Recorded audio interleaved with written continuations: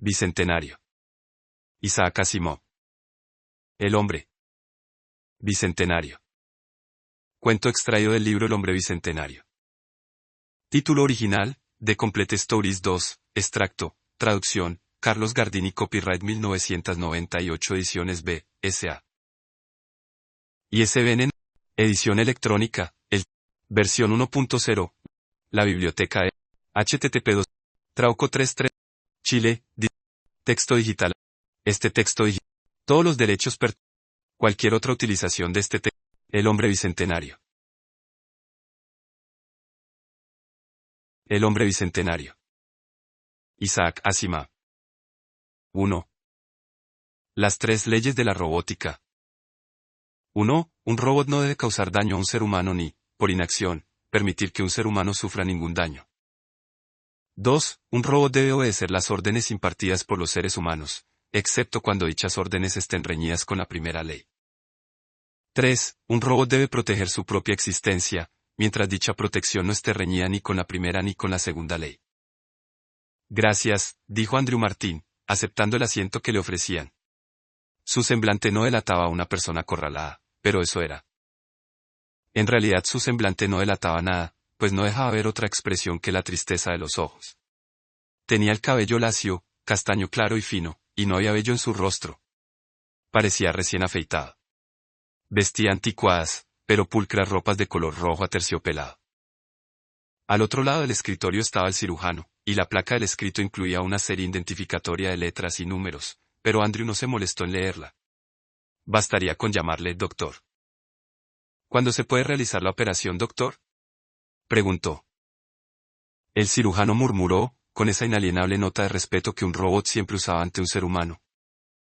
No estoy seguro de entender cómo o en quién debe realizarse esa operación, señor.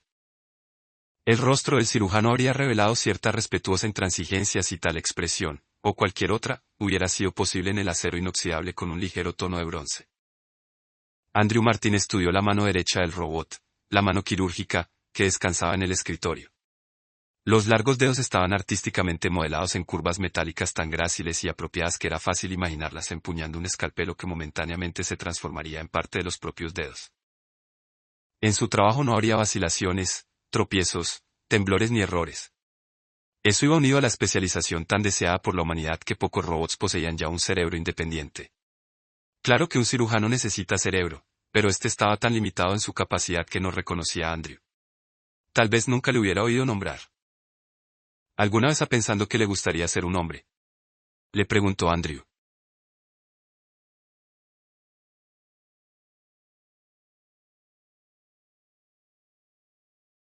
El cirujano dudó un momento, como si la pregunta no encajara en sus sendas positrónicas. Pero yo soy un robot, señor. ¿No sería preferible ser un hombre? Sería preferible ser mejor cirujano. No podría serlo si fuera hombre, solo si fuese un robot más avanzado. Me gustaría ser un robot más avanzado. No le ofende que yo pueda darle órdenes, que yo pueda hacerle poner de pie, sentarse, moverse a derecha e izquierda, con solo decirlo. Es mi placer agradarle.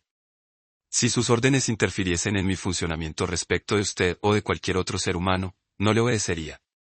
La primera ley, concerniente a mi deber para con la seguridad humana, tendría prioridad sobre la segunda ley, la referente a la obediencia. De no ser así, la obediencia es un placer para mí. Pero ¿a quién debo operar? ¿A mí? Imposible. Es una operación evidentemente dañina. Eso no importa, dijo Andrew con calma. No debo infligir daño, objetó el cirujano. A un ser humano no, pero yo también soy un robot. 2. Andrew tenía mucha más experiencia de robot cuando acabaron de manufacturar. Era como cualquier otro robot, con diseño elegante y funcional. Le fue bien en el hogar a donde lo llevaron, en aquellos días en que los robots eran una rareza en las casas y en el planeta. Había 4 personas en la casa, el señor, la señora, la señorita y la niña. Conocía los nombres, pero nunca los usaba. El señor se llamaba Gerald Martin. Su número de serie era NDR. No se acordaba de las cifras. Había pasado mucho tiempo, pero si hubiera querido recordarlas habría podido hacerlo. Solo que no quería. La niña fue la primera en llamarlo Andrew, porque no era capaz de pronunciar las letras, y todos hicieron lo mismo que ella. La niña llegó a vivir 90 años y había fallecido tiempo atrás. En cierta ocasión, él quiso llamarla señora, pero ella no se lo permitió. Fue niña hasta el día de su muerte. Andrew estaba destinado a realizar tareas de ayuda de cámara, de mayordomo y de criado. Eran días experimentales para él y para todos los robots en todas partes, excepto en las factorías y las estaciones industriales y exploratorias que se hallaban fuera de la Tierra. Los Martín le tenían afecto y muchas veces le impedían realizar su trabajo porque la señorita y la niña preferían jugar con él. Fue la señorita la primera en darse cuenta de cómo se podía solucionar aquello. Te ordenamos a que juegues con nosotras y debes obedecer las órdenes, le dijo. Lo lamento, señorita, contestó Andrew, pero una orden previa del señor sin duda tiene prioridad. Papá solo dijo que esperaba que tú te encargaras de la limpieza, replicó ella. Eso no es una orden. Yo sí te lo ordeno. Al señor no le importaba. El señor sentía un gran cariño por la señorita y por la niña, incluso más que la señora, y Andrew también les tenía cariño. Al menos, el efecto que ellas ejercían sobre sus actos eran aquellos que en un ser humano se hubieran considerado los efectos del cariño. Andrew lo consideraba cariño, pues no conocía otra palabra a designarlo. Talló para la niña un pendiente de madera. Ella se lo había ordenado. Al parecer, a la señorita le habían regalado por su cumpleaños un pendiente de marfilina con volutas, y la niña sentía celos. Solo tenía un trozo de madera y se lo dio a Andrew con un cuchillo de cocina. Andrew lo talló rápidamente. «Qué bonito, Andrew», dijo la niña. «Se lo enseñaré a papá». El señor no podía creerlo. «¿Dónde conseguiste esto, Mandy?». Así llamaba el señor a la niña. Cuando la niña le aseguró que decía la verdad, el señor se volvió hacia Andrew. «¿Lo has hecho tú, Andrew?». «Sí, señor». «¿De dónde copiaste el diseño?». Al día siguiente, el señor le llevó otro trozo de una madera y un vibrocuchillo eléctrico. «Talla algo con esto, Andrew. Lo que quieras». Andrew obedeció y el señor le observó, luego, examinó el producto durante un largo rato.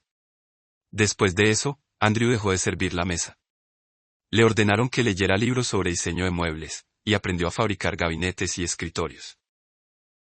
El señor le dijo: «Son productos asombrosos, Andrew. Me complace hacerlos, señor». ¿Cómo que te complace? Los circuitos de mi cerebro funcionan con mayor fluidez. He oído usar el término complacer, y el modo en que usted lo usa concuerda con mi modo de sentir. Me complace hacerlos, señor. 3. Gerald Martin llevó a Andrew a la Oficina Regional de Robots y Hombres Mecánicos de Estados Unidos. Como miembro de la legislatura regional, no tuvo problemas para conseguir una entrevista con el jefe de robopsicología. Más aún, solo estaba calificado para poseer un robot por ser miembro de la legislatura. Los robots no eran algo habitual en aquellos días. Andrew no comprendió nada al principio, pero en años posteriores, ya con mayores conocimientos, evocaría esa escena y lo comprendería. El robopsicólogo, Merton Mansky, escuchó con el ceño cada vez más fruncido y realizó un esfuerzo para no tamborilear en la mesa con los dedos. Tenía tensos los rasgos y la frente arrugada y daba la impresión de ser más joven de lo que aparentaba. La robótica no es un arte exacto, señor Martín, dijo. No puedo explicárselo detalladamente, pero la matemática que rige la configuración de las sendas positrónicas es tan compleja que solo permite soluciones aproximadas. Naturalmente, como construimos todo en torno de las 3 leyes, estas son incontrovertibles. Desde luego, reemplazaremos ese robot. En absoluto, protestó el señor. No se trata de un fallo. Él cumple perfectamente con sus deberes. El punto es que también realiza exquisitas tallas en madera y nunca repite los diseños. Produce obras de arte. Mansky parecía confundido. Es extraño. Claro que actualmente estamos probando con sendas generalizadas. ¿Cree usted que es realmente creativo? Véalo usted mismo. Le entregó una pequeña esfera de madera, en la que había una escena con niños tan pequeños que apenas se veían, pero las proporciones eran perfectas y armonizaban de un modo natural con la fibra, como si también ésta estuviera tallada. ¿Él hizo esto?, exclamó Mansky. Se lo devolvió, sacudiendo la cabeza. Puramente fortuito. Algo que hay en sus sendas. ¿Pueden repetirlo? Probablemente no. Nunca nos han informado de nada semejante. Bien. No me molesta en absoluto que Andrew sea el único. Me temo que la empresa querrá recuperar ese robot para estudiarlo. Olvídelo, replicó el señor. Se volvió hacia Andrew. Vámonos a casa. Como usted desee, señor, dijo Andrew. 4. La señorita salía con jovencitos y no estaba mucho en casa. Ahora era la niña, que ya no era tan niña, quien llenaba el horizonte de Andrew. Nunca olvidaba que la primera talla en madera de Andrew había sido para ella. La llevaba en una cadena de plata que le pendía del cuello. Fue ella la primera que se opuso a la costumbre del señor a regalar los productos. Vamos, papá. Si alguien los quiere, que pague por ellos. Valen la pena. Tú no eres codiciosa, Mandy. No es por nosotros, papá. Es por el artista. Andrew jamás había oído esa palabra y en cuanto tuvo un momento a solas la buscó en el diccionario. Poco después realizaron otro viaje, en esa ocasión para visitar al abogado del señor. ¿Qué piensas de esto, John? Le preguntó el señor. El abogado se llamaba John Feingold. Era canoso y barrigón, y los bordes de sus lentes de contacto estaban teñidos de verde brillante. Miró la pequeña placa que el señor le había entregado. Es bella. Pero estoy al tanto. Es una talla de un robot, ese que has traído contigo. Sí, es obra de Andrew. ¿Verdad, Andrew? Sí, señor. ¿Cuánto pagarías por esto, John? Preguntó el señor. No sé. No colecciono esos objetos. ¿Creerías que me han ofrecido $250 por esta cosita? Andrew ha fabricado también sillas que he vendido por $500. Los productos de Andrew nos han permitido depositar $200,000 en el banco. Cielos, te está haciendo rico, Gerald. Solo a medias. La mitad está en una cuenta a nombre de Andrew Martín. ¿Del robot? Exacto, y quiero saber si es legal. Legal. Feingold se reclinó en la silla, haciéndola crujir. No hay precedentes, Gerald. ¿Cómo firmó tu robot los papeles necesarios? Sabe hacer la firma de su nombre y yo la llevé. No lo llevé a él al banco en persona. Es preciso hacer algo más. Feingold entrecerró los ojos durante unos segundos. Bueno, podemos crear un fondo fiduciario que maneje las finanzas en su nombre, lo cual hará de capa aislante entre él y el mundo hostil. Aparte de eso, mi consejo es que no hagas nada más. Hasta ahora nadie te ha detenido. Si alguien se opone, déjale que se querelle. Y te harás cargo del caso si hay alguna querella. Por un anticipo, claro que sí. ¿De cuánto? Feingold señaló la placa de madera. Algo como esto. Me parece justo, dijo el señor. Feingold se rió entre dientes mientras se volvía hacia el robot. Andrew, ¿te gusta tener dinero? Sí, señor. ¿Qué piensas hacer con él? Pagar cosas que de lo contrario tendría que pagar el señor. Esto le ahorrará gastos al señor. 5. Hubo ocasiones para ello. Las reparaciones eran costosas y las revisiones aún más. Con los años se produjeron nuevos modelos de robot, y el señor se preocupó de que Andrew contara con cada nuevo dispositivo, hasta que fue un dechado de excelencia metálica. El propio robot se encargaba de los gastos.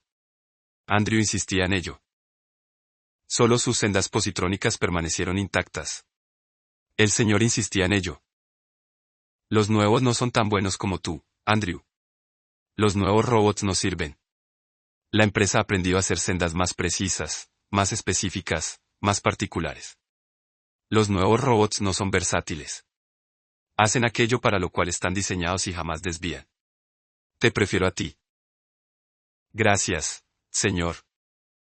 Y es obra tuya, Andrew, no lo olvides. Estoy seguro de que Mansky puso fin a las sendas generalizadas en cuanto te echó un buen vistazo. No le gustó que fueras tan imprevisible. ¿Sabes cuántas veces pidió que te llevaríamos para estudiarte? 9 veces. Pero nunca se lo permití, y ahora que se ha retirado quizá nos dejen en paz. El cabello del señor disminuyó y encaneció, y el rostro se le puso fofo, pero Andrew tenía mejor aspecto que cuando entró a formar parte de la familia. La señora se había unido a una colonia artística de Europa y la señorita era poeta en Nueva York. A veces escribían, pero no con frecuencia. La niña estaba casada y vivía a poca distancia. Decía que no quería abandonar a Andrew y cuando nació su hijo, el señorito, dejó que el robot cogiera el biberón para alimentarlo. Andrew comprendió que el señor, con el nacimiento de ese nieto, tenía ya alguien que reemplazara a quienes se habían ido. No sería tan injusto presentarle su solicitud. Señor, le dijo, ha sido usted muy amable al permitir que yo gastara mi dinero según mis deseos. ¿Era tu dinero, Andrew? Solo por voluntad de usted, señor. No creo que la ley le hubiera impedido conservarlo. La ley no me va a persuadir de que me porte mal, Andrew. A pesar de todos los gastos y a pesar de los impuestos, señor, tengo casi $600,000. Lo sé, Andrew. Quiero dárselos, señor. No los aceptaré, Andrew. A cambio de algo que usted puede darme, señor. ¿Qué es eso, Andrew? Mi libertad, señor. ¿Tú? Quiero comprar mi libertad, señor. 6. No fue tan fácil. El señor se sonrojó, soltó un, por amor de Dios, dio media vuelta y se alejó. Fue la niña quien logró convencerlo, en un tono duro y desafiante, y delante de Andrew. Durante 30 años, nadie había dudado en hablar en su presencia, tratárase de él o no. Era solo un robot. Papá, ¿por qué te lo tomas como una afrenta personal? Él seguirá aquí. Continuará siéndote leal. No puede evitarlo. Lo tiene incorporado. Lo único que quiere es formalismo verbal. Quiere que lo llamen libre. Es tan terrible. No se lo ha ganado. Cielos, él y yo hemos hablado de esto durante años. ¿Con qué durante años? Sí, una y otra vez lo ha ido postergando por temor a lastimarte. Yo le dije que te lo pidiera. Él no sabe qué es la libertad. Es un robot. Papá, no lo conoces. Ha leído todo lo que hay en la biblioteca. No sé qué siente por dentro, pero tampoco sé qué sientes tú. Cuando le hablas, reacciona ante las diversas abstracciones tal como tú y yo. ¿Qué otra cosa cuenta? Si las reacciones de alguien son como las nuestras, ¿qué más se puede pedir? La ley no adoptará esa actitud, se obstinó el señor, exasperado. Se volvió hacia Andrew y le dijo con voz ronca, mira, oye.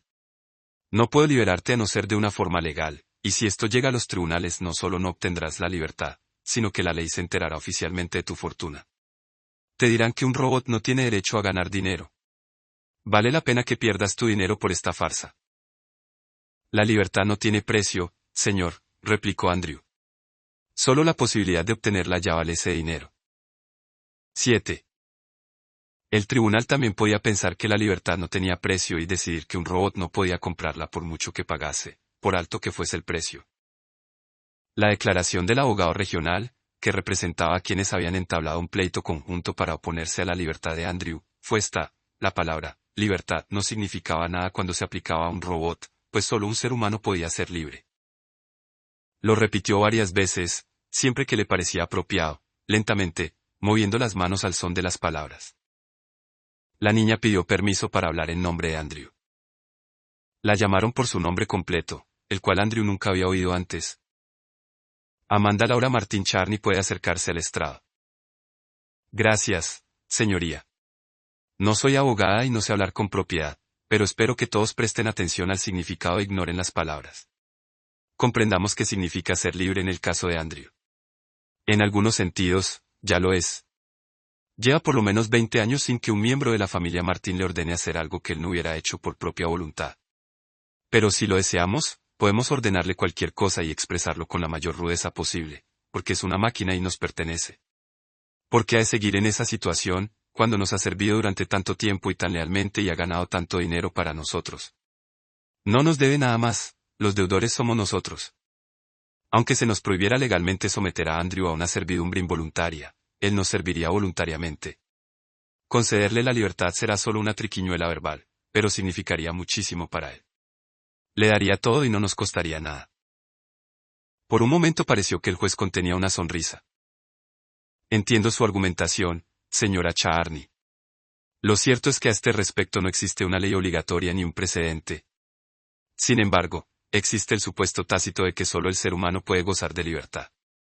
Puedo establecer una nueva ley, o someterme a la decisión de un tribunal superior, pero no puedo fallar en contra de ese supuesto.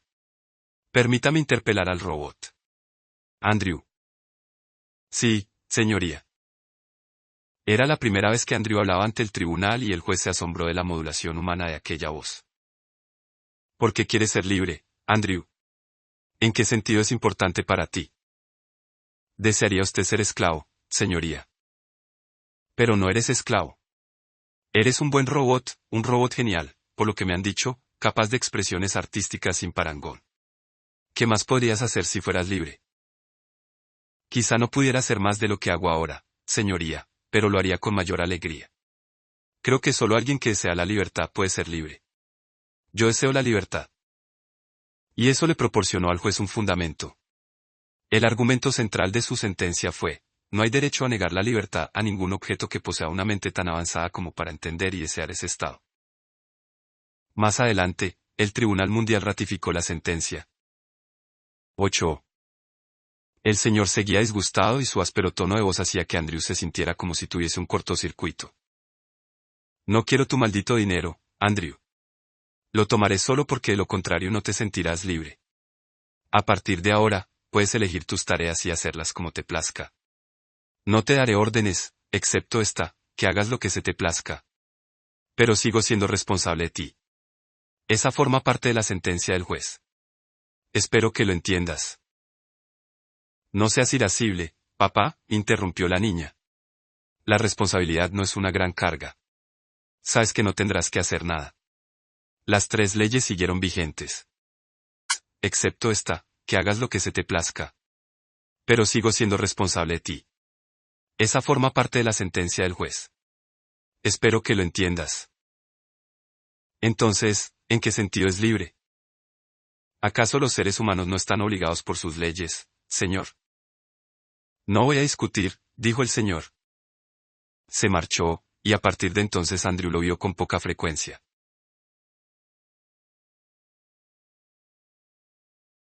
La niña iba a verlo a menudo a la casita que le habían construido y entregado. No disponía de cocina ni cuarto de baño. Solo tenía 2 habitaciones. Una era una biblioteca y la otra servía de depósito y taller. Andrew aceptó muchos encargos y como robot libre trabajó más que antes, hasta que pagó el costo de la casa y el edificio se transfirió legalmente. Un día, fue a verlo el señorito. No, George. El señorito había insistido en eso después de la sentencia del juez. Un robot libre no llama señorito a nadie, le había dicho George. Yo te llamo Andrew. Tú debes llamarme George. El día en que George fue a verlo a solas le informó de que el señor estaba agonizando. La niña se encontraba junto al lecho, pero el señor también quería estuviese Andrew. El señor habló con voz potente, aunque parecía incapaz de moverse. Se esforzó en levantar la mano. Andrew, dijo, Andrew. No me ayudes, George. Me estoy muriendo, eso es todo, no estoy impedido. Andrew, me alegra que seas libre. Solo quería decirte eso. Andrew no supo qué decir. Nunca había estado frente a un moribundo, pero sabía que era el modo humano de dejar de funcionar. Era como ser desmontado de una manera involuntaria e irreversible, y Andrew no sabía qué era lo apropiado decir en ese momento. Solo pudo quedarse en pie, callado e inmóvil. Cuando todo terminó, la niña le dijo: Tal vez te haya parecido huraño hacia el final, Andrew, pero estaba viejo y le dolió que quisieras ser libre. Y entonces Andrew halló las palabras adecuadas. Nunca habría sido libre sin él, niña. 9. Andrew comenzó a usar ropa después de la muerte del señor. Empezó por ponerse unos pantalones viejos, unos que le había dado George. George ya estaba casado y era abogado. Se incorporó a la firma de Feingold. El viejo Feingold había muerto tiempo atrás, pero su hija continuó con el bufete, que con el tiempo pasó a llamarse Feingold y Martin. Conservó ese nombre incluso cuando la hija se retiró y ningún Feingold la sucedió. En la época en que Andrew se puso ropa por primera vez, el apellido Martin acababa de añadirse a la firma. George se esforzó en no sonreír al verle ponerse los pantalones por primera vez, pero Andrew le notó la sonrisa en los ojos. George le enseñó a cómo manipular la carga estática para permitir que los pantalones se abrieran, le cubrieran la parte inferior del cuerpo y se cerraran. George le hizo una demostración con sus propios pantalones, pero Andrew comprendió que él tardaría en imitar la soltura de ese movimiento. ¿Y para qué quieres llevar pantalones, Andrew?, dijo George. Tu cuerpo resulta tan bellamente funcional que es una pena cubrirlo, especialmente cuando no tienes que preocuparte por la temperatura ni por el pudor. Y además no se ciñen bien sobre el metal. ¿Acaso los cuerpos humanos no resultan bellamente funcionales, George? Sin embargo, os cubrís. Para abrigarnos, por limpieza, como protección, como adorno.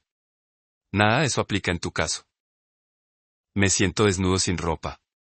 Me siento diferente, George. Diferente. Andrew, hay millones de robots en la Tierra. En esta región, según el último censo, hay casi tantos robots como hombres. Lo sé, George. Hay robots que realizan cualquier tipo de tarea concebible. Y ninguno de ellos usa ropa. Pero ninguno de ellos es libre, George. Poco a poco, Andrew mejoró su guardarropa. Lo inhibían la sonrisa de George y la mirada de las personas que le encargaban trabajos. Aunque fuera libre, el detallado programa con que había sido construido le imponía un determinado comportamiento con la gente, y solo se animaba a avanzar poco a poco. La desaprobación directa lo contrariaba durante meses. No todos aceptaban la libertad de Andrew. Él era incapaz de guardarles rencor, pero sus procesos mentales se encontraban con dificultades al pensar en ello. Sobre todo, evitaba ponerse ropa cuando creía que la niña iba a verlo. Era ya una anciana que a menudo vivía lejos, en un clima más templado, pero en cuanto regresaba iba a visitarlo. En uno de esos regresos, George le comentó: ella me ha convencido, Andrew. Me presentaré como candidato a la legislatura el año próximo. De tal abuelo, tal nieto, dice ella. ¿De tal abuelo? Andrew se interrumpió, desconcertado. Quiero decir que yo, el nieto, seré como el señor, el abuelo, que estuvo un tiempo en la legislatura. Eso sería agradable, George. Si el señor aún estuviera. Se interrumpió de nuevo, pues no quería decir, en funcionamiento. No parecía adecuado. Vivo, lo ayudó George. Sí, pienso en el viejo monstruo de cuando en cuando. Andrew reflexionó sobre esa conversación. Se daba cuenta de sus limitaciones de lenguaje al hablar con George. El idioma había cambiado un poco desde que Andrew se había convertido en un ser con vocabulario innato.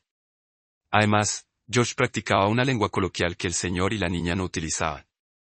Porque llamaba monstruo al señor, cuando esa palabra no parecía la apropiada.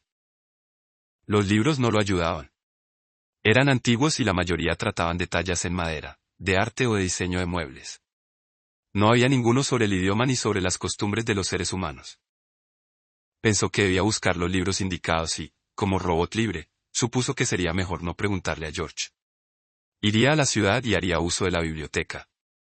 Fue una decisión triunfal y sintió que su electropotencial se elevaba tanto que tuvo que activar una bobina de impedancia.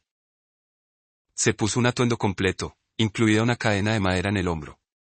Hubiera preferido plástico brillante, pero George le había dicho que la madera resultaba más elegante y que el cedro bruñido era mucho más valioso.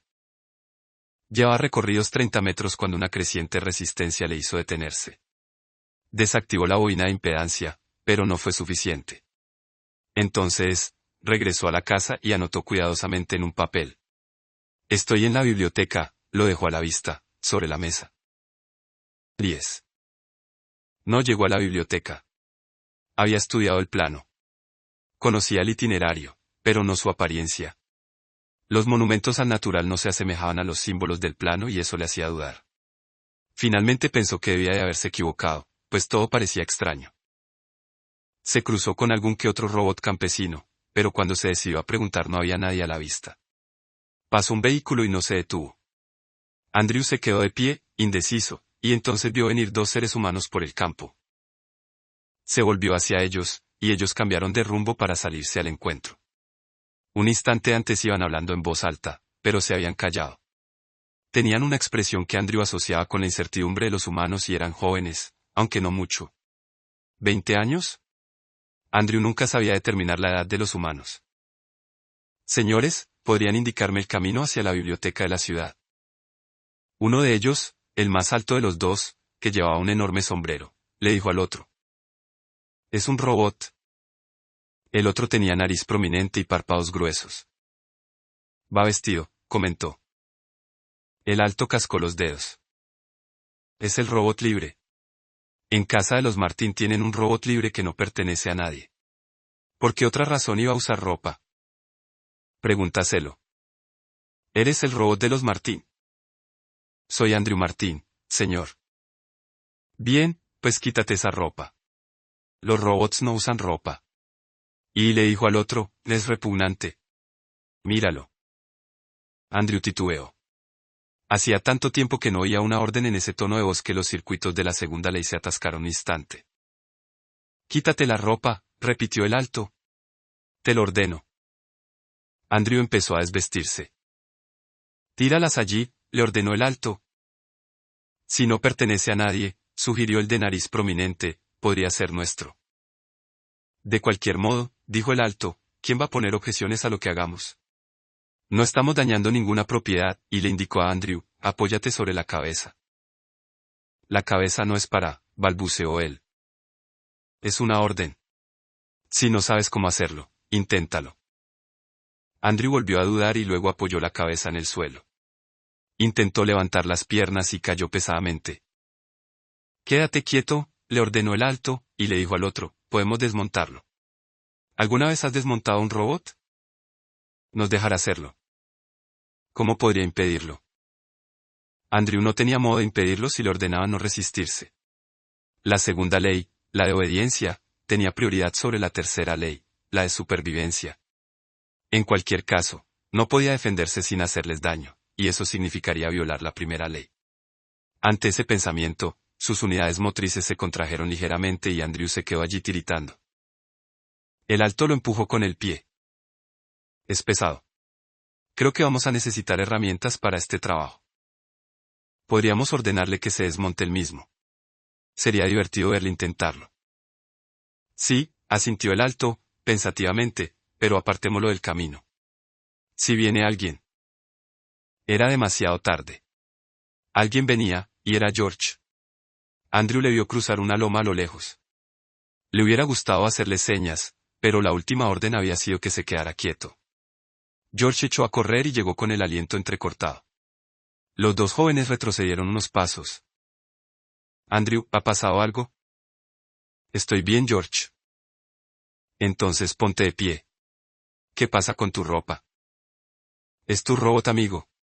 Preguntó el alto. No es el robot de nadie. ¿Qué ha ocurrido aquí? Le pedimos cortésmente que se quitara la ropa. ¿Por qué te molesta, si no es tuyo? ¿Qué hacían, Andrew?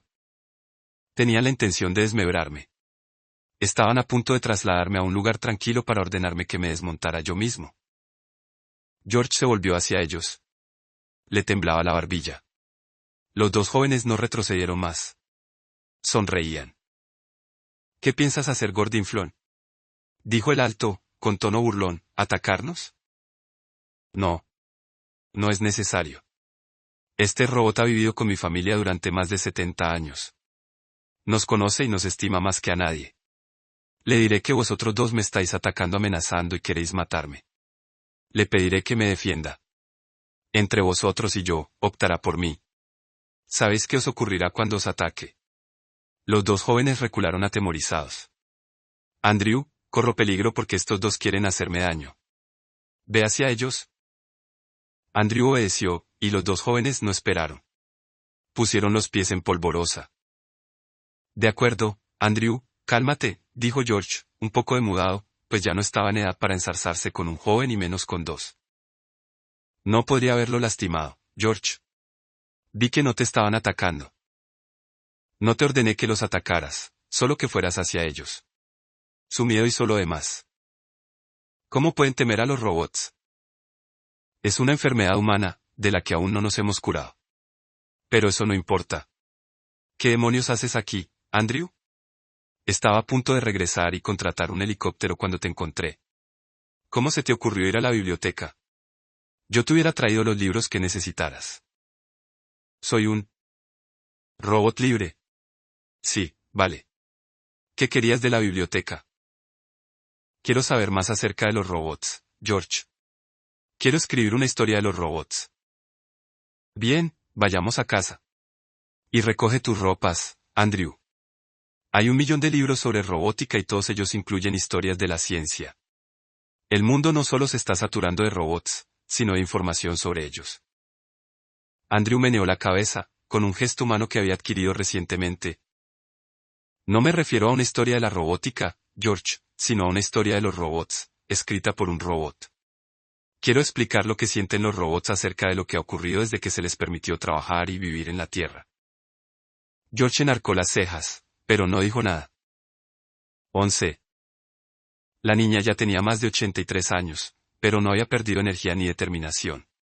Usaba el bastón más para gesticular que para apoyarse. Escuchó la historia hecha una furia. Es espantoso, George, ¿quiénes eran esos rufianes? No lo sé. ¿Qué importa? Al final no causaron daño. Pero pudieron causarlo. Tú eres abogado, George, y si disfrutas de una buena posición se debe al talento de Andrew. El dinero que él ganó es el cimiento de todo lo que tenemos aquí. Él da continuidad a esta familia y no permitiré que lo traten como a un juguete de cuerda. ¿Qué quieres que haga, madre? He dicho que eres abogado, ¿es que no me escuchas? Prepara una acción constitutiva, obliga a los tribunales regionales a declarar los derechos de los robots, logra que la legislatura apruebe leyes necesarias y lleva el asunto al Tribunal Mundial si es preciso.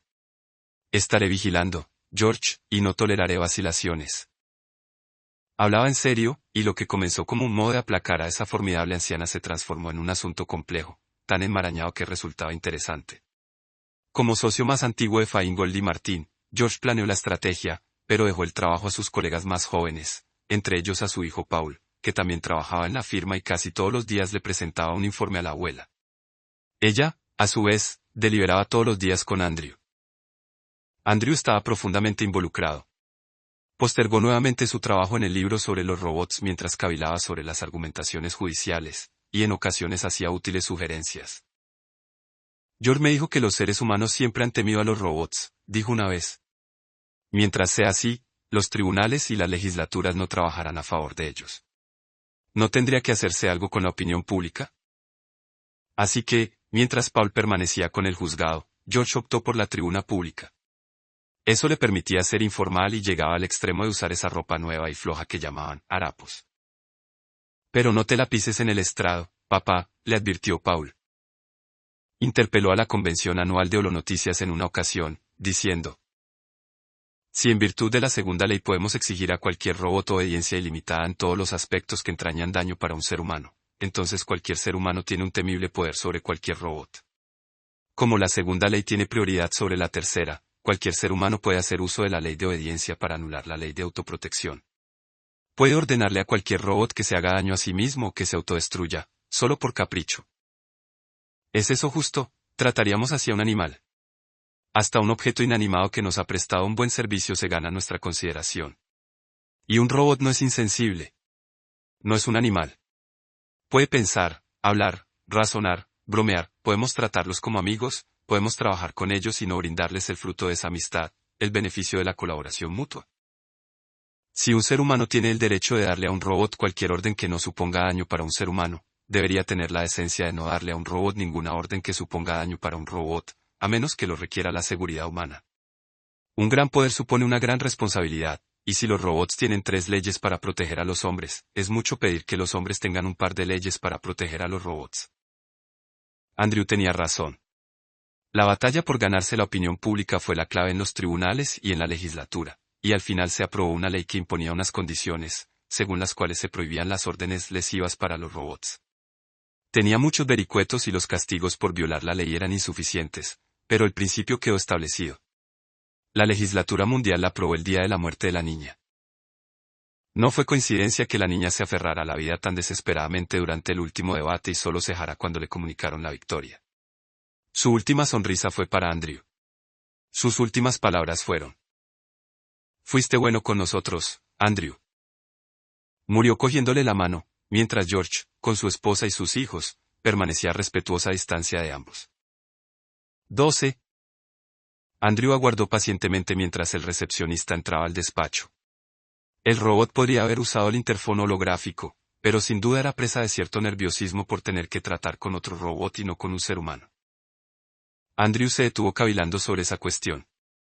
Nerviosismo era la palabra adecuada para una criatura que en vez de nervios tenía sendas positrónicas. Podía usarse como un término analógico. Esos problemas seguían con frecuencia mientras trabajaba en su libro sobre los robots. El esfuerzo de pensar frases para expresar todas las complejidades le había mejorado el vocabulario. Algunas personas lo miraban al pasar, y él no eludía sus miradas. Las afrontaba con calma y la gente se alejaba. Salió Paul Martin. Parecía sorprendido, aunque Andrew tuvo dificultades para verle la expresión, pues Paul usaba ese grueso maquillaje que la moda imponía para ambos sexos y, aunque le confería más vigor a su blando rostro, Andrew lo desaprobaba. Había notado que desaprobar a los seres humanos no le inquietaba demasiado mientras no lo manifestara verbalmente. Incluso podía expresarlo por escrito. Estaba seguro de que no siempre había sido así. Entra, Andrew. Lamento haberte hecho esperar, pero tenía que concluir una tarea. Entra. Me dijiste que querías hablar conmigo, pero no sabía que querías hablarme aquí. Si estás ocupado, Paul, estoy dispuesto a esperar. Paul miró el juego de sombras cambiantes en el cuadrante de la pared que servía como reloj. Dispongo de un rato. ¿Has venido solo? Alquilé un automóvil. ¿Algún problema? Preguntó Paul, con cierta ansiedad. No esperaba ninguno. Mis derechos están protegidos. La ansiedad de Paul se agudizó. Andrew, te he explicado que la ley no es de ejecución obligatoria salvo en situaciones excepcionales. Y si insistes en usar ropa acabarás teniendo problemas, como aquella primera vez. ¿La única? Paul. Lamento que estés disgustado. Bien, míralo de este modo, eres prácticamente una leyenda viviente, Andrew, y eres demasiado valioso para rogarte el derecho de ponerte en peligro. ¿Cómo anda el libro? Me estoy acercando al final, Paul. El editor está muy contento. Bien. No sé si se encuentra contento exactamente con el libro en cuanto tal. Creo que piensa vender muchos ejemplares porque está escrito por un robot, y eso le hace estar contento.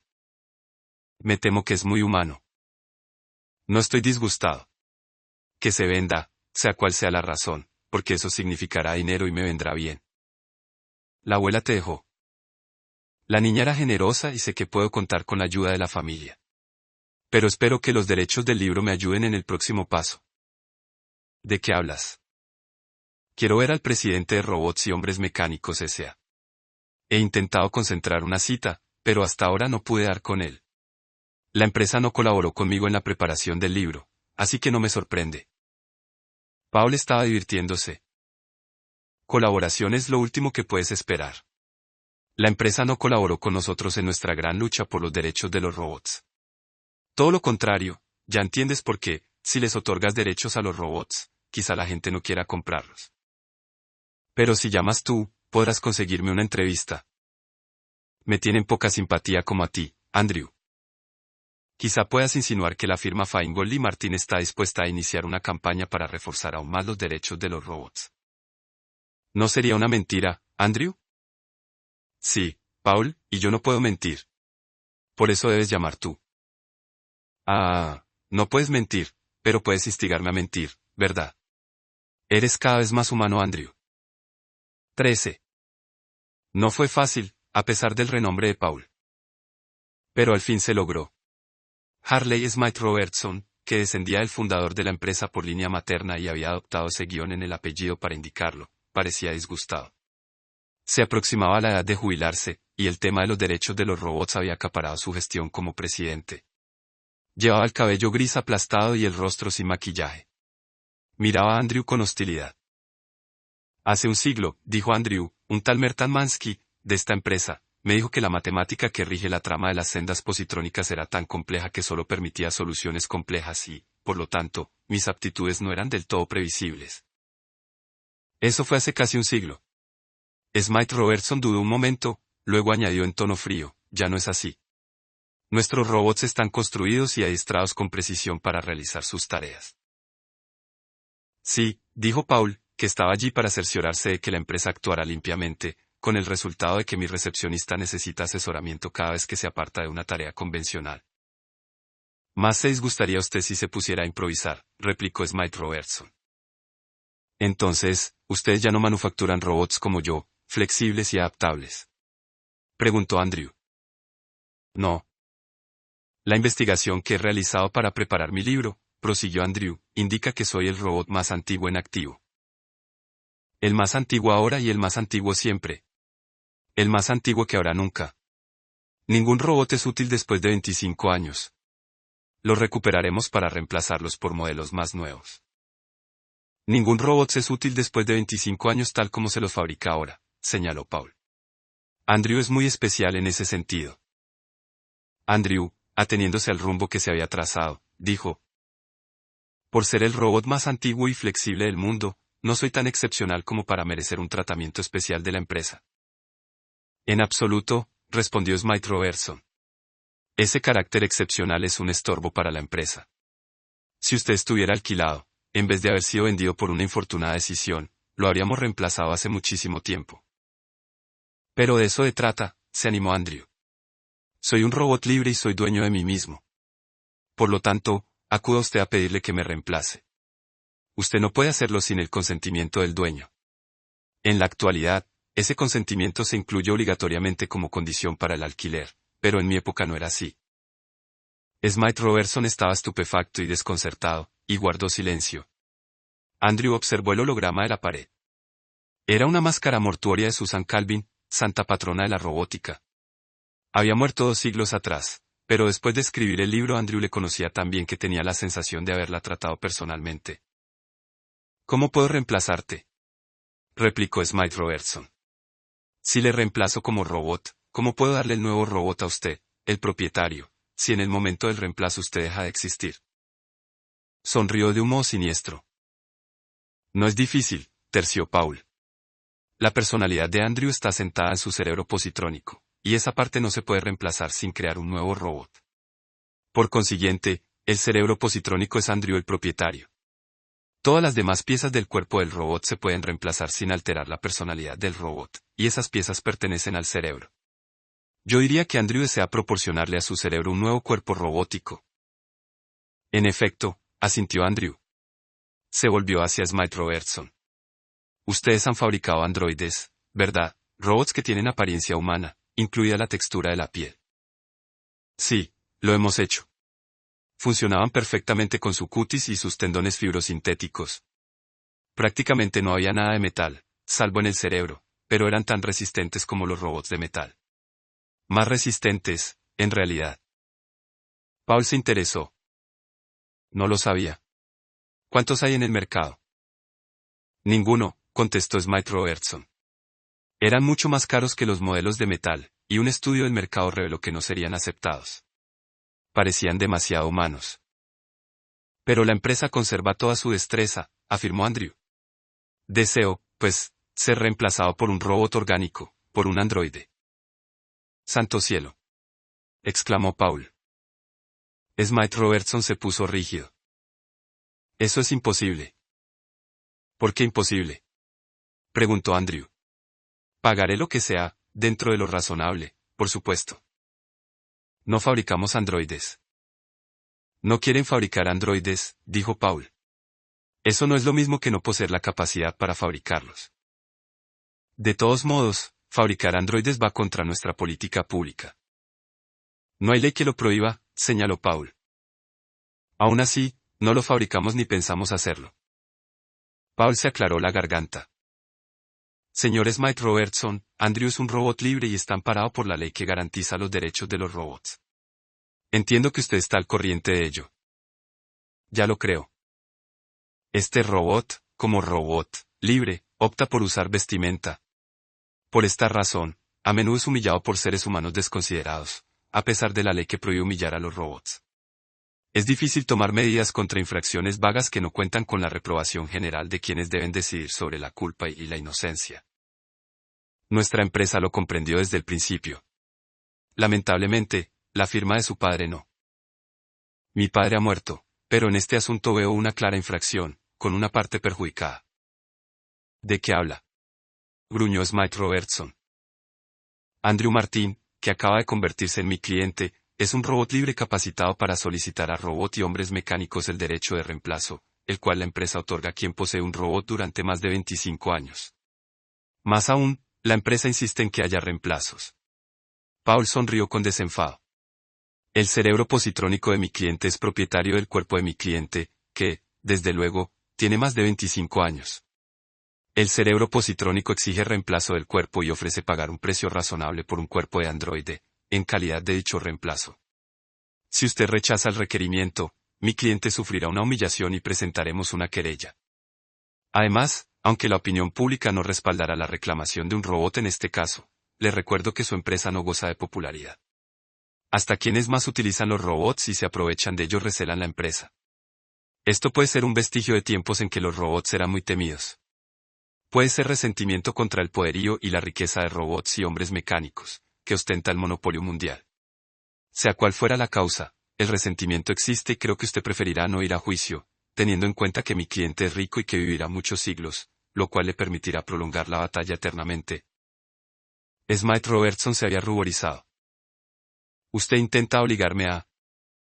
No le obligo a nada. Si desea rechazar la razonable solicitud de mi cliente, puede hacerlo y nos marcharemos sin decir más. Pero entablaremos un pleito, como es nuestro derecho, y a la larga usted perderá. Bien, empezó Smite Robertson, y se calló. Veo que va usted a aceptar. Puede que tenga dudas, pero al fin aceptará. Le haré otra aclaración. Sí, al transferir el cerebro positrónico de mi cliente de su cuerpo actual a un cuerpo orgánico se produce alguna lesión, por leve que sea, no descansaré hasta haber arruinado a su empresa. De ser necesario, haré todo lo posible para movilizar a la opinión pública contra ustedes si una senda del cerebro de platino iridio de mi cliente sufre algún daño. ¿Estás de acuerdo, Andrew? Andrew titubeó. Era como aprobar la mentira, el chantaje, el maltrato y la humillación de un ser humano, pero no hay daño físico, se dijo, no hay daño físico. Finalmente logró pronunciar un tímido sí. 14. Era como estar reconstruido. Durante días, semanas y meses Andrew se sintió como otra persona, y los actos más sencillos lo hacían vacilar. Paul estaba frenético. Te han dañado, Andrew. Tendremos que entablar un pleito. No lo hagas, dijo Andrew muy despacio. Nunca podrás probar PR. Premeditación. Premeditación. Además, ya me encuentro más fuerte, mejor. Es el temblor. Trauma. A fin de cuentas, nunca antes se practicó semejante OUP. Andrew sentía el cerebro desde dentro, algo que nadie más podía hacer. Sabía que se encontraba bien y, durante los meses que le llevó a aprender la plena coordinación y el pleno interjuego positrónico, se pasó horas ante el espejo. No parecía humano. El rostro era rígido y los movimientos, demasiado deliberados. Carecía de la soltura del ser humano, pero quizá pudiera lograrlo con el tiempo. Al menos, podía ponerse ropa sin la ridícula anomalía de tener un rostro de metal. Volveré al trabajo. Paul sonrió. Eso significa que ya estás bien. ¿Qué piensas hacer? ¿Escribirás otro libro? No, respondió muy serio. Vivo demasiado tiempo como para dejarme seducir por una sola carrera. Hubo un tiempo en que era artista y aún puedo volver a esa ocupación. Y hubo un tiempo en que fui historiador y aún puedo volver a eso. Pero ahora deseo ser robobiólogo. Robopsicólogo, querrás decir. No. Eso implicaría el estudio de cerebros positrónicos, y en este momento no deseo hacerlo. Un robobiólogo sería alguien que estudia el funcionamiento del cuerpo que va con ese cerebro. ¿Eso no se llamaría un robotista? Un robotista trabaja con un cuerpo de metal. Yo estudiaré un cuerpo humanoide orgánico, y el único espécimen que existe es el mío. Un campo muy limitado, observó Paul. Como artista, toda la inspiración te pertenecía, como historiador, estudiabas principalmente los robots, como robobiólogo, solo te estudiarás a ti mismo. Andrew asintió con la cabeza. Eso parece. Andrew tuvo que comenzar desde el principio, pues no sabía nada de biología y casi nada de ciencias. Empezó a frecuentar bibliotecas, donde consultaba índices electrónicos durante horas, con su apariencia totalmente normal debido a la ropa. Los pocos que sabían que era un robot no se entrometían. Construyó un laboratorio en una sala que añadió a su casa, y también se hizo una biblioteca. Transcurrieron años. Un día, Paul fue a verlo. Es una lástima que ya no trabajes en la historia de los robots. Tengo entendido que robots y hombres mecánicos está adoptando una política radicalmente nueva. Paul había envejecido, y unas células fotoópticas habían reemplazado sus deteriorados ojos. En ese aspecto estaba más cerca de Andrew. ¿Qué han hecho?, preguntó Andrew. Están fabricando ordenadores centrales, cerebros positrónicos gigantescos que se comunican por microondas con miles de robots. Los robots no poseen cerebro. Son las extremidades del gigantesco cerebro, y los dos están separados físicamente. ¿Es más eficiente? La empresa afirma que sí. Smythe Robertson marcó el nuevo rumbos antes de morir. Sin embargo, tengo la sospecha de que es una reacción contra ti. No quieren fabricar robots que les causen problemas como tú, y por eso han separado el cerebro del cuerpo. El cerebro no deseará cambiar de cuerpo y el cuerpo no tendrá un cerebro que desee nada. Es asombrosa la influencia que has ejercido en la historia de los robots. Tus facultades artísticas animaron a la empresa a fabricar robots más precisos y especializados. Tu libertad derivó en la formulación del principio de los derechos robóticos. Tu insistencia en tener un cuerpo de androide hizo que la empresa separase el cerebro del cuerpo. Supongo que al final la empresa fabricará un enorme cerebro que controlará miles de millones de cuerpos robóticos. Todos los huevos en un cesto. Peligroso. Muy desatinado. Me parece que tienes razón. Pero no creo que ocurra hasta dentro de un siglo y no viviré para verlo. Quizá ni siquiera viva para ver el año próximo. Paul, exclamó Andrew preocupado. Paul se encogió de hombros. No somos como tú. No importa demasiado, pero sí es importante aclararte algo. Soy el último humano de los Martín. Hay descendientes de mi tía abuela, pero ellos no cuentan. El dinero que controlo personalmente quedará en tu fondo a tu nombre y, en la medida en que uno puede prever el futuro, estarás económicamente a salvo. Eso es innecesario, rechazó Andrew con dificultad, pues a pesar de todo ese tiempo no lograba habituarse a la muerte de los Martín. No discutamos. Así serán las cosas. ¿En qué estás trabajando? Diseño un sistema que permita que los androides, yo mismo, obtengan energía de la combustión de hidrocarburos, y no de las células atómicas. Paul enarcó las cejas. De modo que puedan respirar y comer. Sí. Furia. ¿Cuánto hace que investigas ese problema? Mucho tiempo, pero creo que he diseñado una cámara de combustión adecuada para una descomposición catalizada controlada. Pero, ¿por qué, Andrew? La célula atómica es infinitamente mejor. En ciertos sentidos, quizá, pero la célula atómica es inhumana. 15. Le llevó tiempo, pero Andrew tenía tiempo de sobra. Ante todo, no quiso hacer nada hasta que Paul muriese en paz. Con la muerte del bisnieto del señor, Andrew se sintió más expuesto a un mundo hostil, de modo que estaba aún más resuelto a seguir el rumbo que había escogido tiempo atrás. Pero no estaba solo. Aunque un hombre había muerto, la firma Feingold y Martin seguía viva, pues una empresa no muere, así como no muere un robot. La firma tenía sus instrucciones y las cumplió al pie de la letra. A través del fondo fiduciario y la firma legal, Andrew conservó su fortuna y, a cambio de una suculenta comisión anual, Feingold y Martin se involucró en los aspectos legales de la nueva cámara de combustión. Cuando llegó el momento de visitar Robots y Hombres Mecánicos S.A., lo hizo a solas. En una ocasión había ido con el señor y en otra con Paul, esta vez era la tercera, estaba solo y parecía un hombre. La empresa había cambiado.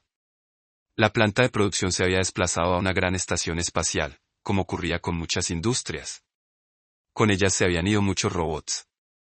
La Tierra parecía cada vez más un parque, con una población similar a robots, de los cuales un 30% estaban dotados de un cerebro autónomo. El director de investigaciones era Alvin McDescu, de tez y cabellos oscuros y barba puntiaguda. Sobre la cintura solo usaba la faja pectoral impuesta por la moda. Andrew vestía según la anticuada moda de varias décadas. Te conozco, desde luego, dijo McDescu, y me agrada verte. Eres uno de nuestros productos más notables y es una lástima que el viejo Smythe Robertson te tuviera en quina.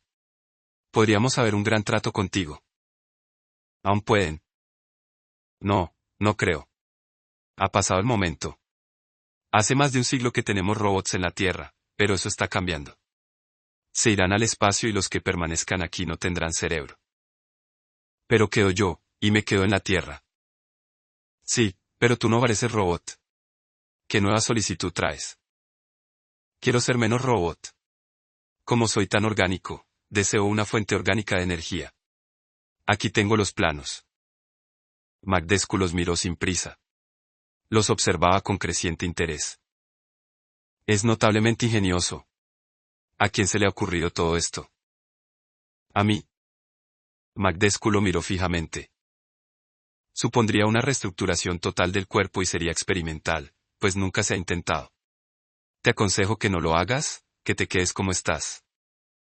El rostro de Andrew tenía una capacidad expresiva limitada, pero no ocultó su impaciencia.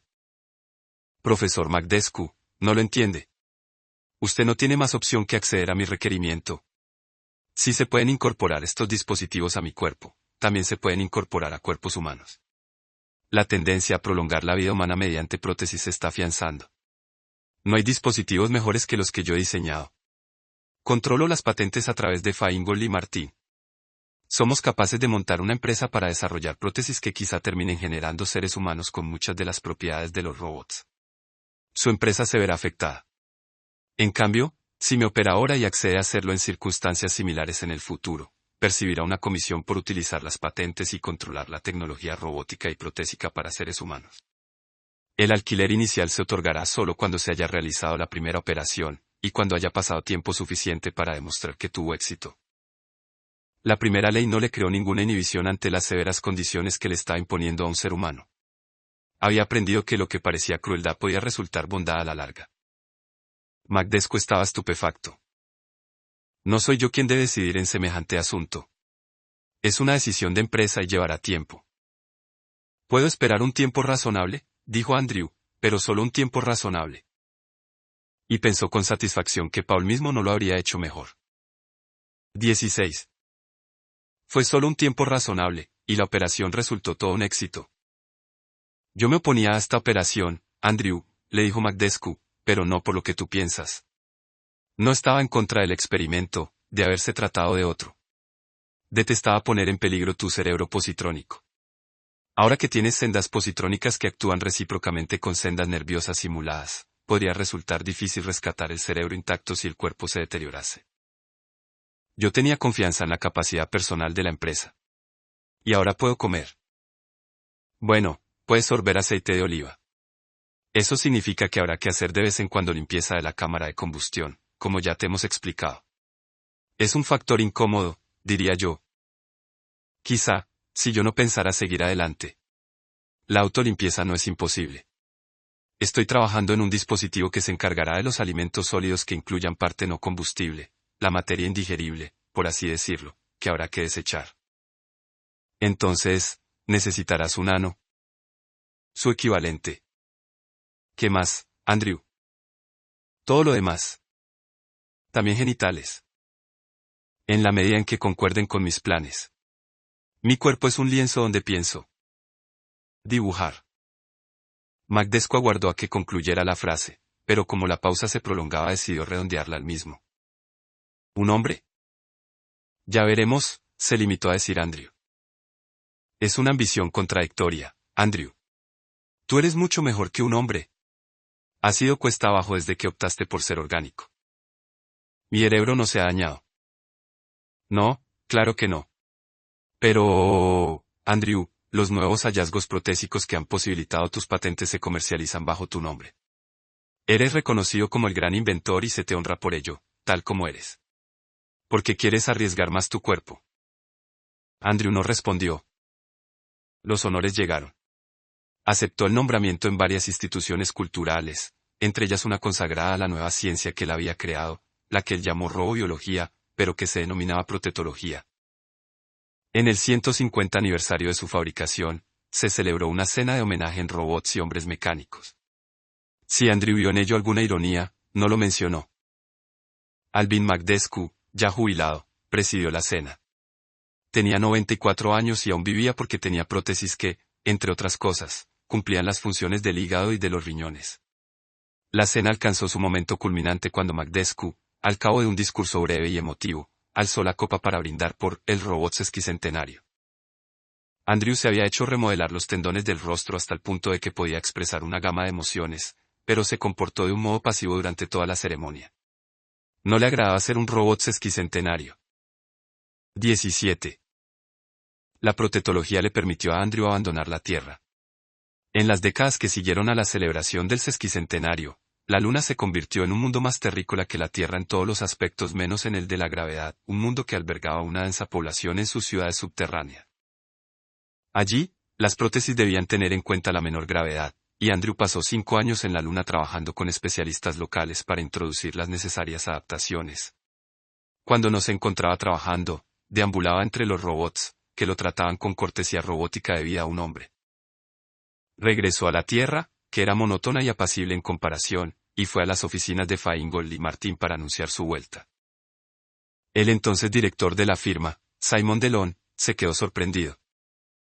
Nos habían anunciado que regresabas, Andrew, dijo, aunque estuvo a punto de llamarlo, señor Martin, pero no te esperábamos hasta la semana entrante. Me impacienté, contestó bruscamente Andrew, que ansiaba ir al grano.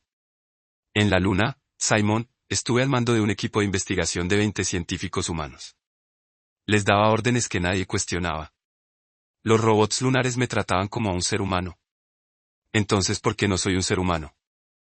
Delon adoptó una expresión cautelosa. Querido Andrew, como acabas de explicar, tanto los robots como los humanos te tratan como si fueras un ser humano. Por consiguiente, eres un ser humano de facto. No me basta con ser un ser humano de facto. Quiero que no solo me traten como tal, sino que me identifiquen legalmente como tal. Quiero ser un ser humano de jure. Eso es distinto. Ahí tropezaríamos con los prejuicios humanos y con el hecho indudable de que, por mucho que parezcas un ser humano, no lo eres. ¿En qué sentido? Tengo la forma de un ser humano y órganos equivalentes a los de los humanos. Mis órganos son idénticos a los que tiene un ser humano con prótesis.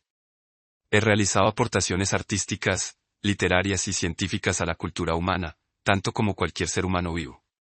¿Qué más se puede pedir? Yo no pediría nada. El problema es que se necesitaría una ley de la legislatura mundial para definirte como ser humano. Francamente, no creo que sea posible.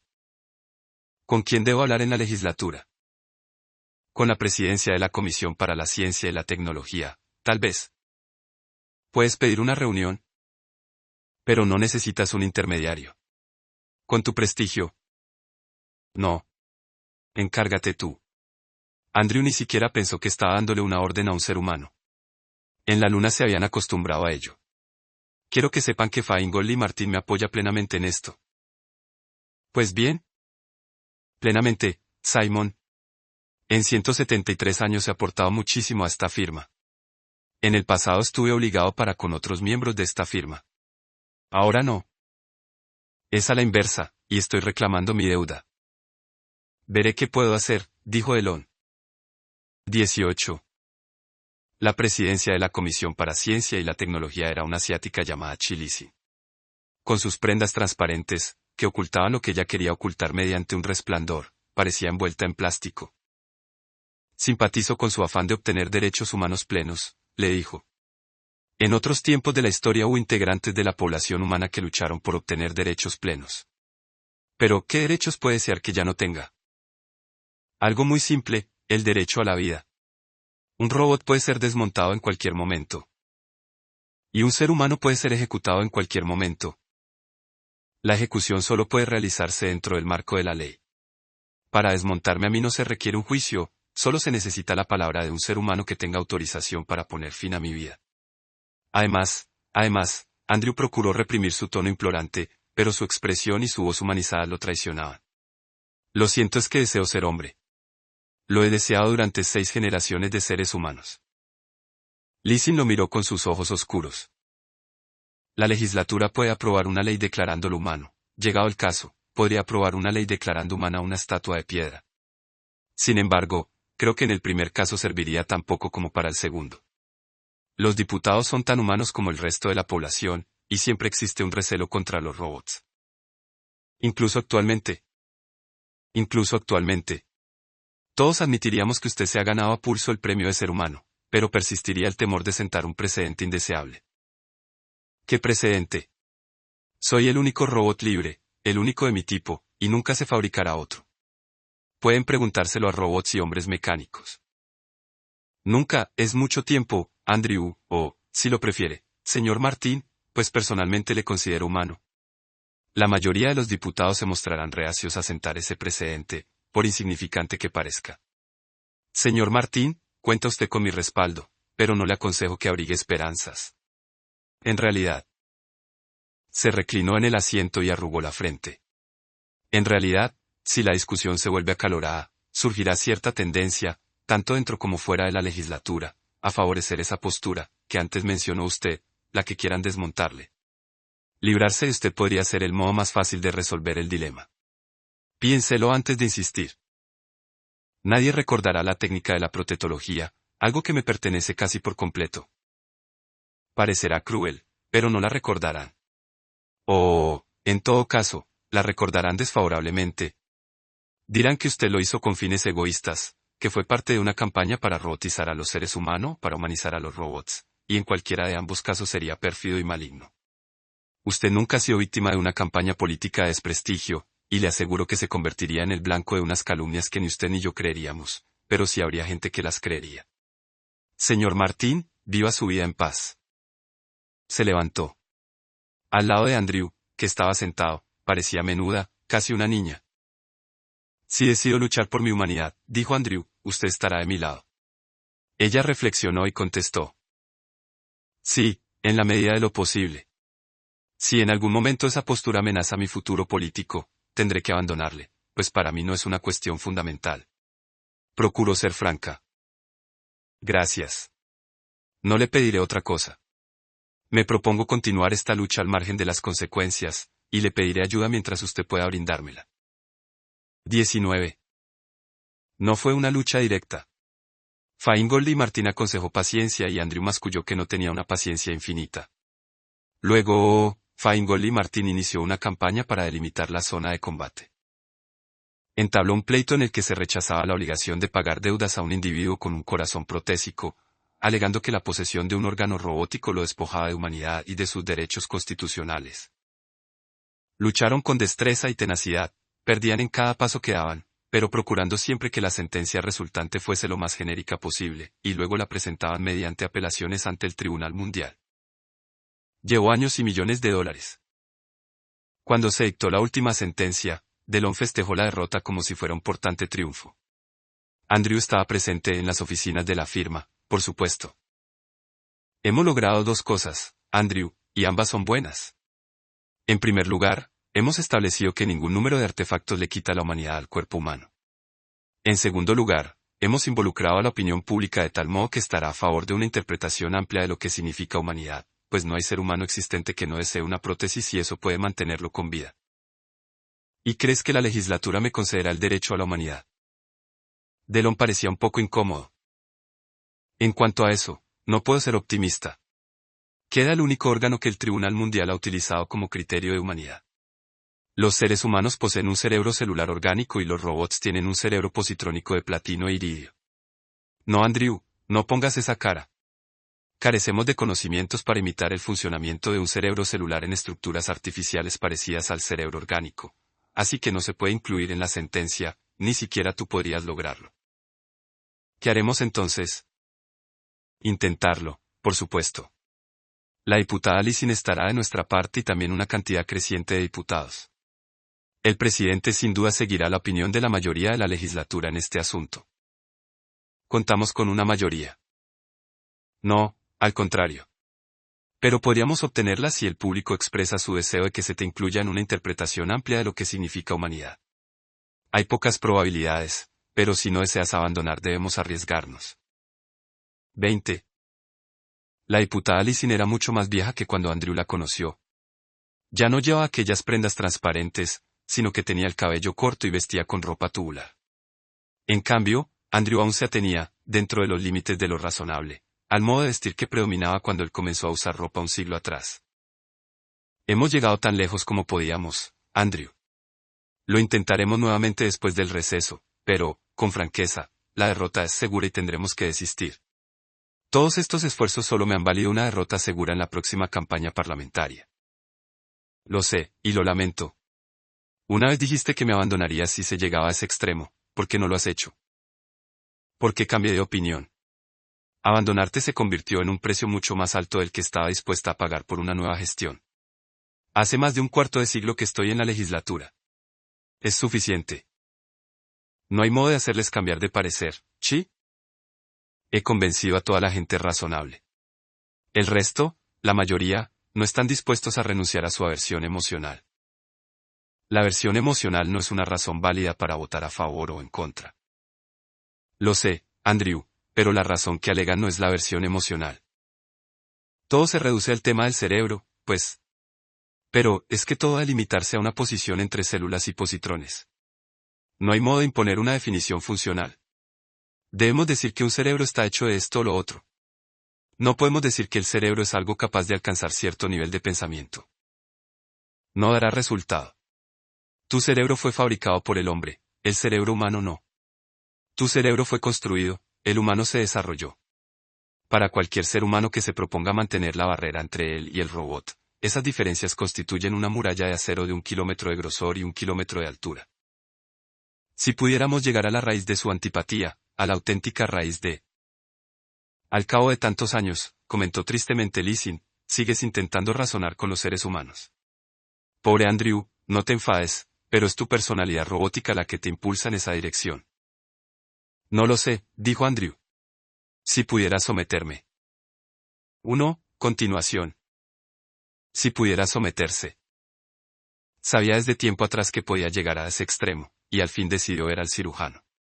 Buscó uno con la habilidad suficiente para la tarea, lo cual significaba un cirujano robot, pues no podía confiar en un cirujano humano, ni por su destreza ni por sus intenciones. El cirujano no podría haber realizado la operación en un ser humano, así que Andrew, después de postergar el momento de la decisión con un triste interrogatorio que reflejaba su torbellino interior, dejó de lado la primera ley diciendo: «Yo también soy un robot».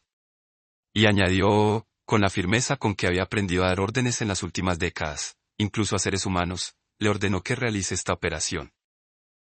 En ausencia de la primera ley, una orden tan firme, impartida por alguien que se parecía tanto a un ser humano, activó la segunda ley, imponiendo la obediencia. 21. Andrew estaba seguro de que el malestar que sentía era imaginario. Se había recuperado de la operación. No obstante, se apoyó disimuladamente contra la pared. Sentarse sería demasiado revelador. La votación definitiva se hará esta semana, Andrew, dijo Lissing. No he podido retrasarla más, y perderemos. Ahí terminará todo, Andrew. Te agradezco tu habilidad para la demora. Me ha proporcionado el tiempo que necesitaba y he corrido el riesgo que debía correr. ¿De qué riesgo hablas?, preguntó Lissing, con manifiesta preocupación. No podía contártelo a ti ni a la gente de Feingold y Martín, pues sabía que me detendrías. Mira, si el problema es el cerebro, ¿acaso la mayor diferencia no resiste en la inmortalidad? ¿A quién le importa la apariencia, la constitución ni la evolución del cerebro? Lo que importa es que las células cerebrales mueren, que deben morir. Aunque se mantengan o se reemplacen los demás órganos, las células cerebrales, que no se pueden reemplazar sin alterar y matar la personalidad, deben morir con el tiempo. Mis sendas positrónicas han durado casi 2 siglos sin cambios y pueden durar varios siglos más. No es esa la barrera fundamental. Los seres humanos pueden tolerar que un robot sea inmortal, pues no importa cuánto dure una máquina, pero no pueden tolerar a un ser humano inmortal, pues su propia mortalidad solo es tolerable siempre y cuando sea universal. Por eso no quieren considerarme humano. ¿A dónde quieres llegar, Andrew? He eliminado ese problema. Hace décadas, mi cerebro positrónico fue conectado a nervios orgánicos.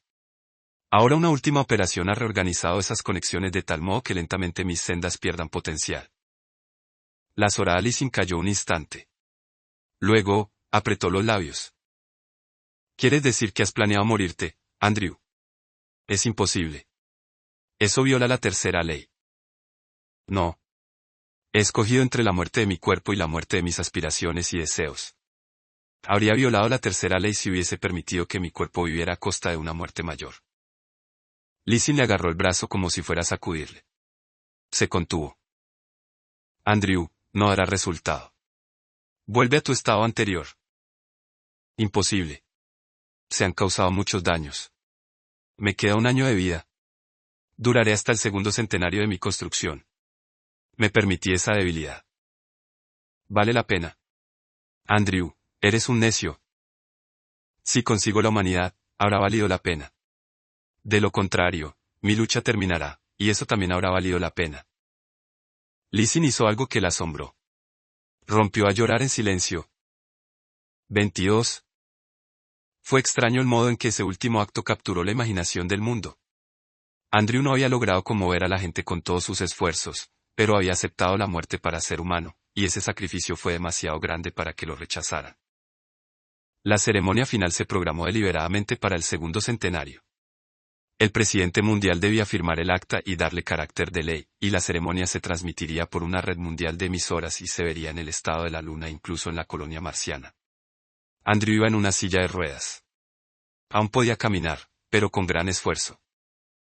Ante los ojos de la humanidad, el presidente mundial dijo: Hace 50 años, Andrew fue declarado el robot sesquicentenario. Hizo una pausa y añadió solemnemente: hoy, el señor Martín es declarado el hombre bicentenario. Y Andrew, sonriendo, extendió la mano para estrecharla del presidente. 23. Andrew yacía en el lecho. Sus pensamientos se disipaban. Intentaba agarrarse a ellos con desesperación. Un hombre. Era un hombre. Quería hacerlo hasta su último pensamiento. Quería disolverse, morir siendo hombre. Abrió los ojos y reconoció a Lee Sin, que aguardaba solemnemente. Había otras personas, pero solo eran sombras irreconocibles. Únicamente Lee Sin se recortaba contra ese fondo cada vez más borroso. Andrew tendió la mano y sintió vagamente el apretón. Ella se esfumaba ante sus ojos mientras sus últimos pensamientos se disipaban. Pero, antes de que la imagen de Lee Sin se desvaneciera del todo, un último pensamiento cruzó la mente de Andrew por un instante fugaz. Niña, susurró, en voz tan queda que nadie le oyó. Fin.